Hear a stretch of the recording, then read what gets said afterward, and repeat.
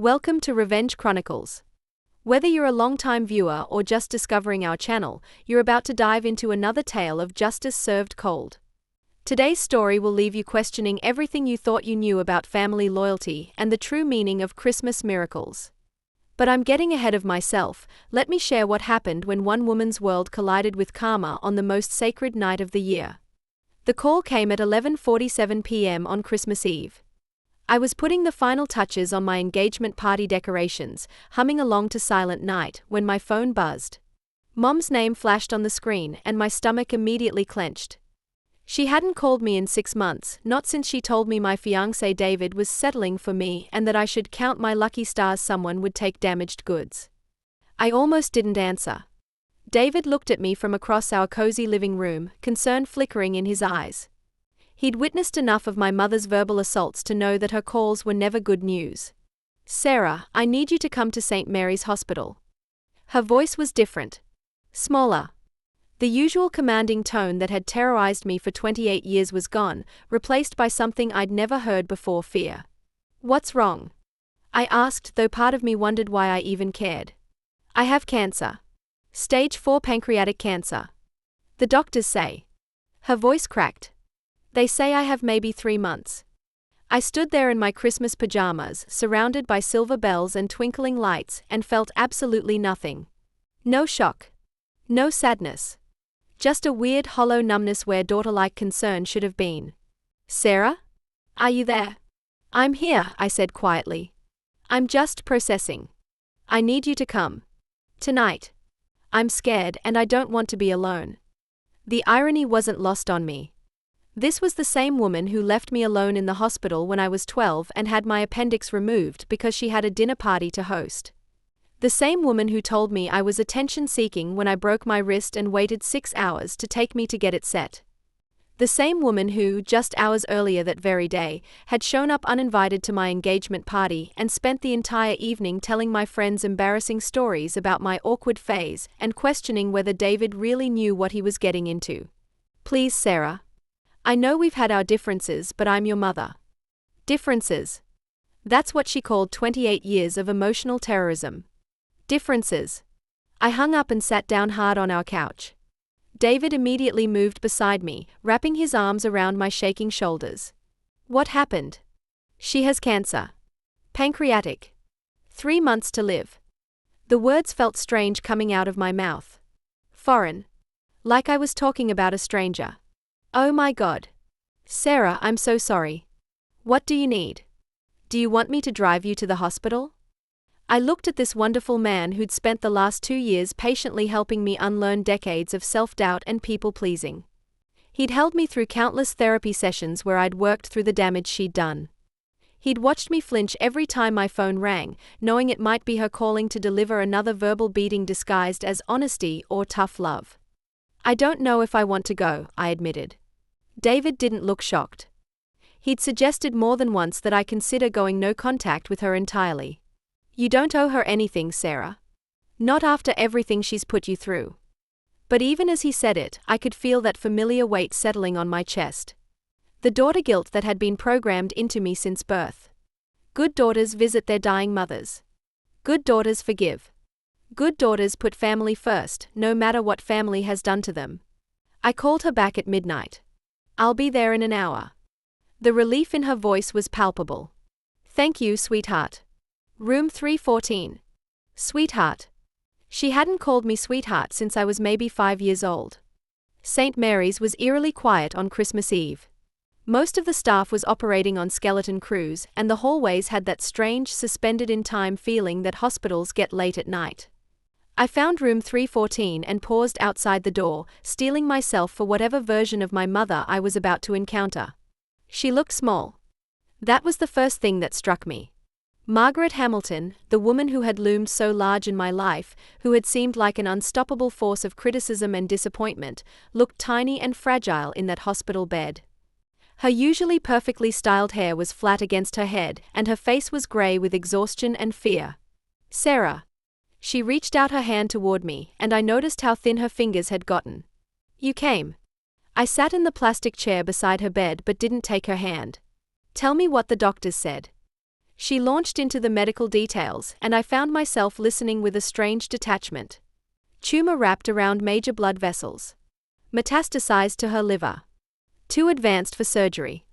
Chemotherapy might buy her a few more months, but the quality of life would be poor. I'm going to fight this, she said with a shadow of her old determination. I'm not ready to die. I have too much left to do. Like what? The question came out before I could stop it. She looked surprised. Well, I want to see you married. I want to be a grandmother someday. I want to travel to Ireland like your father always promised we would before he died. I almost laughed. She'd spent the entire evening at my engagement party telling people that David was making a mistake. She'd told me repeatedly throughout my 20s that I'd be a terrible mother because I was too sensitive and couldn't handle real responsibility. And she'd had 15 years since Dad died to plan a trip to Ireland. Mom, I said slowly, do you remember what you said to me tonight? At my engagement party? She looked confused. What do you mean?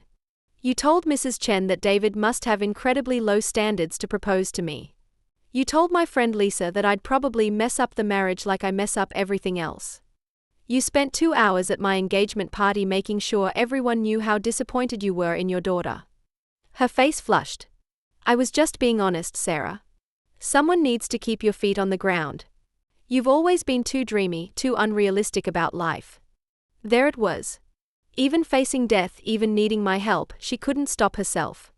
It was like a compulsion. Do you remember when I graduated summa cum laude from college? I asked. Of course. What did you say to me afterward? She was quiet for a long moment. I don't remember exactly. You said it was about time I finally accomplished something worthwhile, and that maybe now I could stop being such a disappointment. I was 22, Mom. I had just achieved the highest academic honor my university offered, and you made me feel like garbage. I was trying to motivate you. Do you remember when I got my first promotion at the marketing firm? When I was 25. Another pause. Sarah, I don't see the point in rehashing .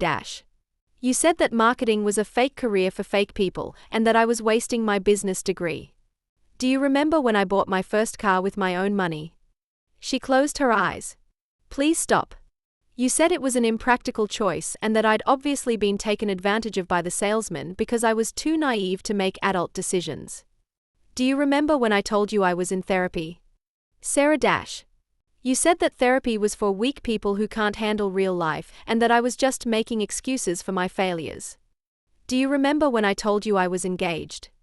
She was crying now, but I couldn't stop. 28 years of suppressed hurt was pouring out of me like a dam had burst. You said David was settling and that I should count my lucky stars because I was damaged goods. That was 6 months ago, Mom. 6 months ago, you called your own daughter damaged goods. I was trying to prepare you for disappointment, she whispered. Life is hard, Sarah. I was trying to make you stronger. No, I said firmly. You were trying to make yourself feel better by making me feel smaller. There's a difference. The room was quiet except for the steady beep of her monitors and the distant sound of Christmas carols playing somewhere down the hall. I know I haven't been perfect, she said finally. But I'm dying, Sarah. Can't we put the past behind us? I stared at her, this woman who had shaped every insecurity I'd ever had about myself, who had convinced me for decades that I was fundamentally flawed and unlovable. She was asking me to pretend none of it had happened because cancer had made her mortality real. Do you know what today is, Mom? Christmas Eve. Do you know what I was doing when you called? She shook her head. I was hanging ornaments on the tree that David and I picked out together. We were making hot chocolate and planning what time to wake up tomorrow morning to open presents. I was happy, Mom. Genuinely, completely happy for maybe the first time in my adult life. I stood up and walked to the window. The parking lot was covered in fresh snow and everything looked peaceful and clean. Do you know why I'm happy? I continued. Because I finally learned to stop caring what you think about me. It took me 28 years and 2 years of therapy, but I finally figured out that your opinion of me says nothing about who I am and everything about who you are. Sarah, please . I learned that I'm not too sensitive. I'm empathetic. I'm not too dreamy. I'm creative. I'm not a disappointment. I'm a kind, intelligent woman who deserves to be loved without conditions. I turned back to face her.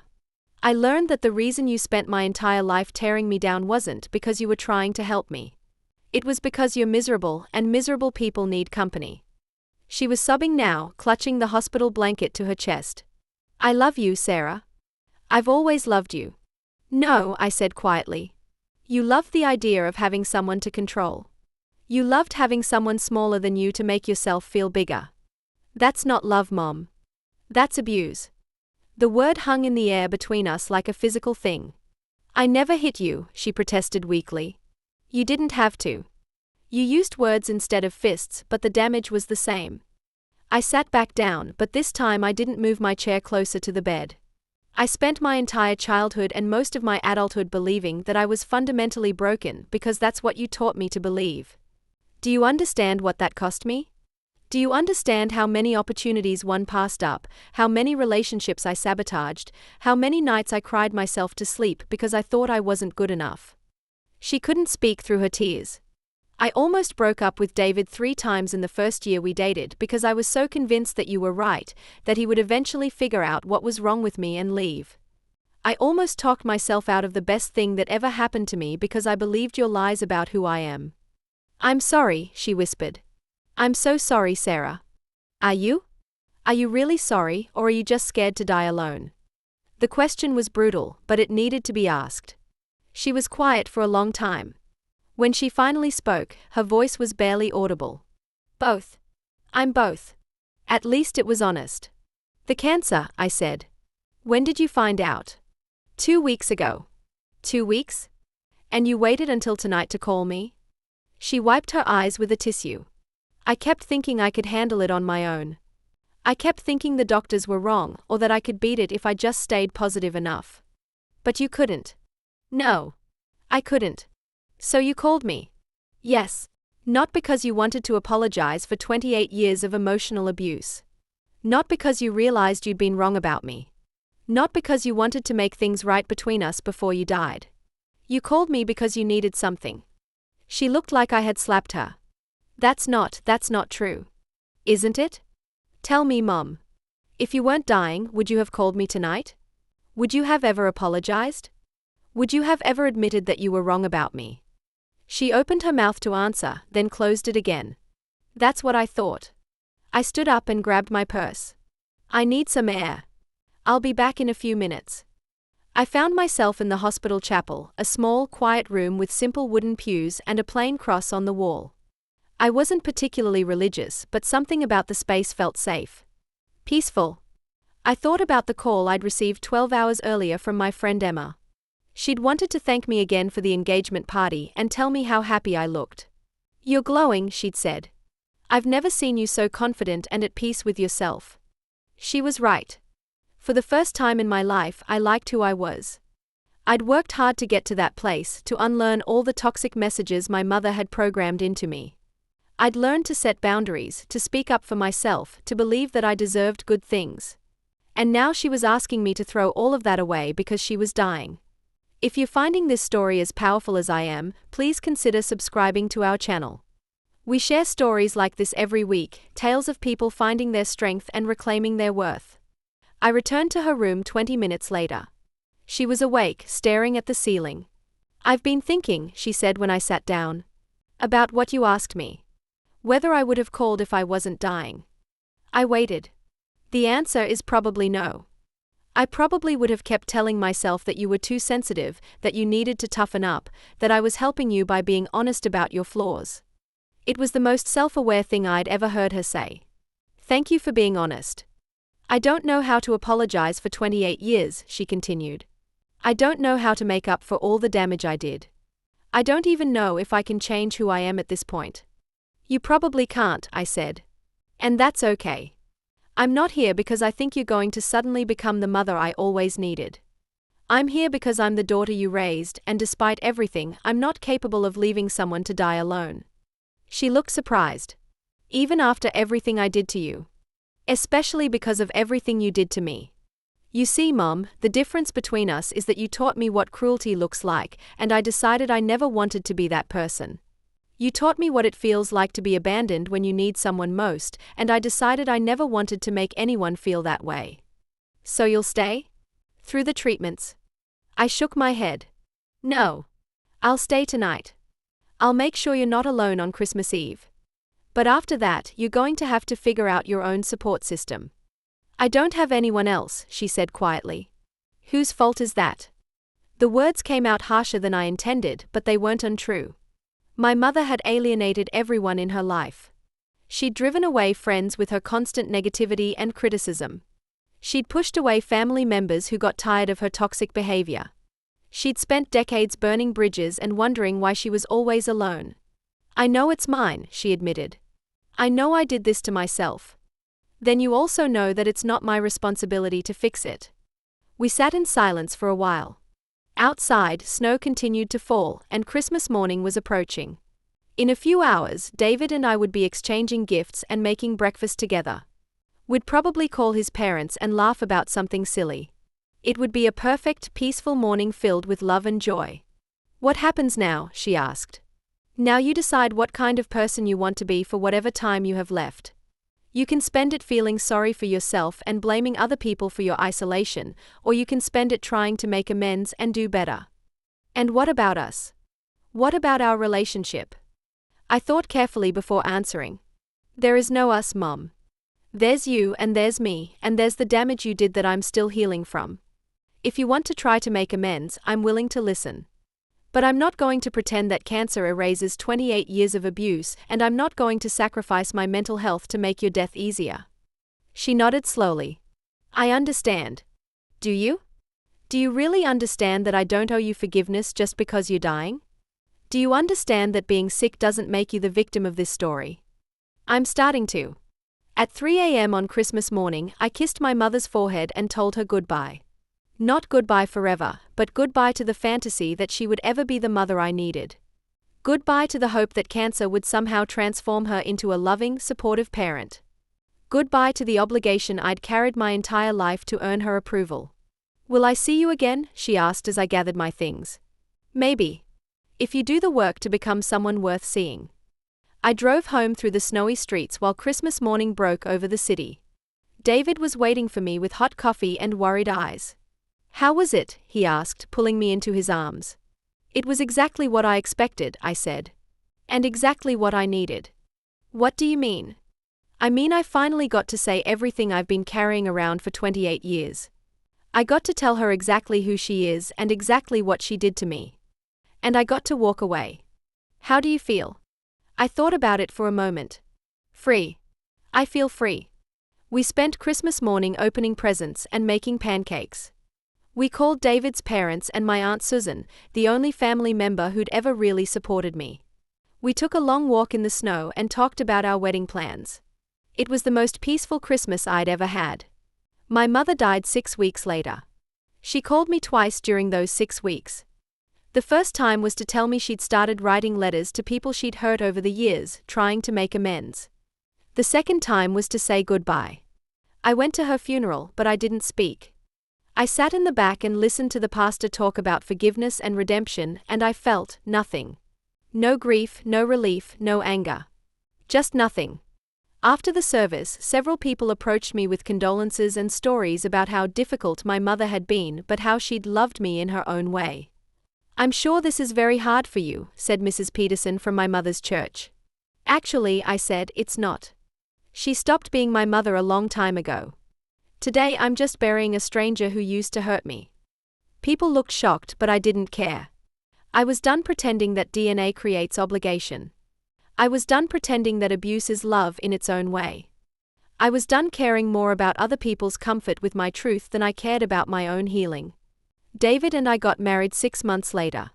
It was a small ceremony filled with people who actually loved and supported us. My Aunt Susan walked me down the aisle, and David's mother helped me with my dress. I danced with my new father-in-law and laughed until my cheeks hurt. No one mentioned my mother's absence because everyone there knew that her presence had always been the absence of love anyway. 2 years later, we had our first child, a daughter we named Grace. As I held her in my arms for the first time, I made her a promise that my mother had never made to me. I will love you for who you are, I whispered. not for who I want you to be. I will support your dreams, celebrate your successes, and comfort you through your failures. I will never make you feel like you have to earn my love, because my love for you is not conditional on your performance. You are enough exactly as you are, and you always will be. And I meant every word.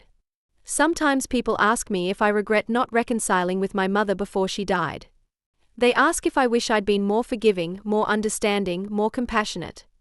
My answer is always the same: I was plenty compassionate.